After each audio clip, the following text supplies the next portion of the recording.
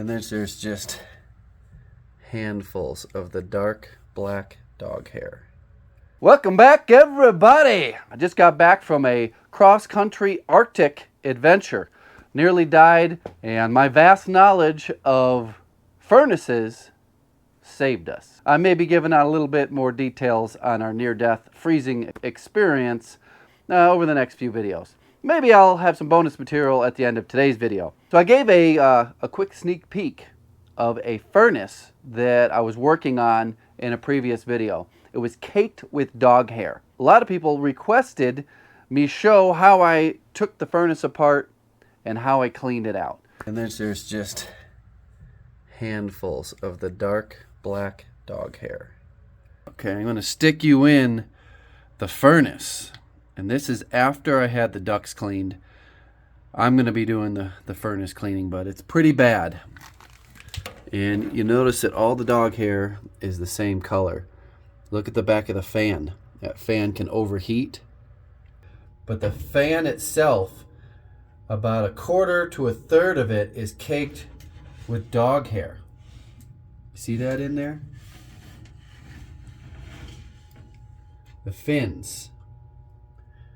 So that's going to make it very inefficient. Two sides to this furnace. There's blades over in here. Let's see if I can get my phone in there. Let's see what the condition is. God, see all that dust? What I'm trying to see is if there's a bunch of hair in there on this side. And I think there is. That's going to put the fan out of balance. It's going to throw a bunch of that hair up into the ductwork. So I'm going to have to pull this motor out to clean all that. Mess. And there's just handfuls of the dark black dog hair. You can see I got the fan at least cleaned off. It's still gunk in there. There's still a little bit of hair on the very end, major chunks out. I probably should try to get more. Try to get some more of that out. So going in this one, well, I thought I got more out. I have to compare the videos, but there's still a good bit of dog hair on that inner rim. I just can't have that stuff come shooting out. First time the new tenants, turn their heat on. All I gotta do is undo this one right there and that one right there, and it slides out. You see those little tabs? There's tabs on both sides, and this whole thing slides right out. All this wiring harness is long enough to allow for that, except for maybe this thermostat wire. Except for maybe this thermostat wire right here. But I can disconnect that. It's only a 2-wire thermostat, red and white. Maybe snip these zip ties. We have all these wires here, I think, are connected to the fan. Just want to give you guys a quick shot. Just slid it out with just those 2 self-tapping screws. I got a wire brush that I can grab all that dog hair off of. There's this side, and there's this side. Just couldn't get all that out with a shop vac. I had to pull the motor out. Most furnaces work the same way.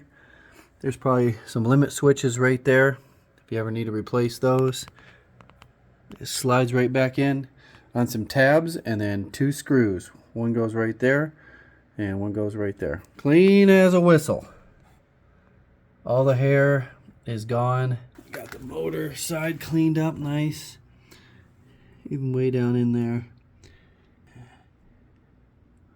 Now this just shoves right back in. Put those 2 screws in and put a new filter in. I got brand new decent filters. I'm not sure what the MERV rating is. For some reason I didn't have it labeled. We'll get it fired up here and get it burning off the dust, the hair. Get the place aired out for tomorrow's showings. So we've got these flames flaming, cranking out the warm air, And I'm not really even smelling anything. I thought it would burn off a bunch of dust from me stirring things up. But here is how this thing is set up. I just went and adjusted all the ducts just so that there's an even flow throughout the house. There's only one cold air return. That's it, one cold air return in the floor. And that's all there is. I'm not sure if that's enough, but it does work. It's been working for 15, 17 years. I put a decent filter in there. I'll show you how this looks. The air comes down, passes through the filter, and gets sucked in through there. I've got a little block there, so it always tips forward. Is if it's pushed up against this way, it can tip backwards. I found it when I've come to change this before. The filter's tipped backwards, so it wasn't getting filtered at all. So I put that in there, and it keeps it right where it needs to be. Every man should know his way around a furnace or an HVAC system.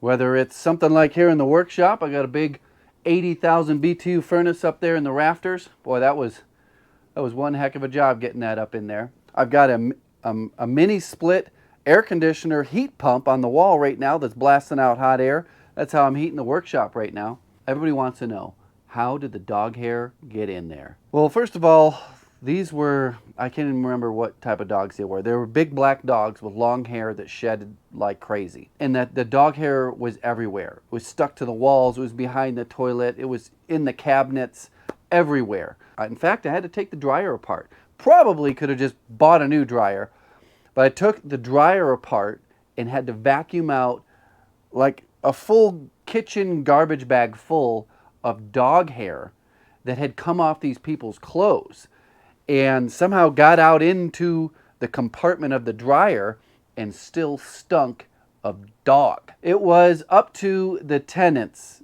to replace the furnace filter and put it in correctly. Now, I did show the tenant a while ago the proper way to put it in. Make sure it leans up against the furnace housing. The air comes down and through. I've done a furnace filter change out in the past where it had gotten sucked up against the furnace housing, and when the furnace kicked off, there's no vacuum anymore, and it went fell backwards against the cold air return duct. And the next time the furnace kicked on, it didn't suck it back over. So that could have been the case. When I got there, the furnace filter was in place. All the furnace filters that were left for the tenants were used. They were reminded often to make sure you swap out that furnace filter all winter long. They lived there for 2 winters. So that's 2 years of dog hair getting sucked in to every nook and cranny. Cold air return is in the floor. That's another thing. So I don't know if they swept all their dog hair down the cold air return. I hired a duct cleaning company to come clean all the ducts. And he said, hey, Handy, come check this out.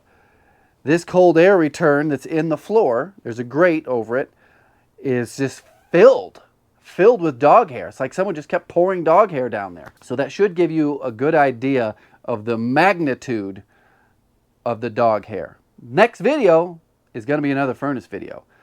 These things are so simple to work on, yet they're treated like magic, mystery. There's another little dirty secret about the HVAC industry that could prevent you from fixing your own furnace. I'm going to tell you how to get around that in the next video. So make sure you subscribe, maybe click that like button, hit the notification bell so you know when the next video comes out. I've got a whole bunch of them stacked up. Like I said, I've been on a cross-country road trip in the camper. Cheers, everyone. Link for this awesome pirate mug will be down in the description, as well as links for the hat. Actually, this is a prototype hat. I'm still working on the design. The caulk gun hats and t-shirt, come and take it. Still available, limited time only, on sale, full price. There is a date, a deadline, which they have to be sold by. There's a limited quantity. So if you're thinking about it, been on the fence, get you one before they're gone forever.